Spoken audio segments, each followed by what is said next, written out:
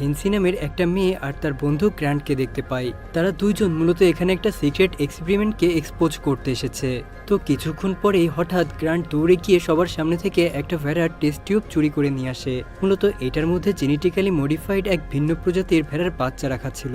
তো গ্র্যান্টকে দেখা মাত্রই সেখানে থাকা প্রত্যেকটা সায়েন্টিস্ট তার পিছু নিতে শুরু করে, কিন্তু তারা দুজনে পালিয়ে কোনো মতে সেখানকার জঙ্গলে আশ্রয় নেয়। তবে হেন্সি গ্র্যান্ডের উপর একেবারেই খুশি নয়, কারণ এভাবে টেস্ট টিউব চুরি করে এনে সে তাদের দুজনকেই বিপদে ফেলেছে। এখন সব সায়েন্টিস্টরা তাদের দুজনকেই খুঁজছে। তো তাদের কথার মাঝেই হঠাৎ করেই সেখানে ওই সায়েন্টিস্টরা চলে আসে, আর হেন্সিকে বাঁচাতে গ্র্যান্ট একাই ওই টেস্ট টিউব নিয়ে সেখান থেকে পালাতে থাকে।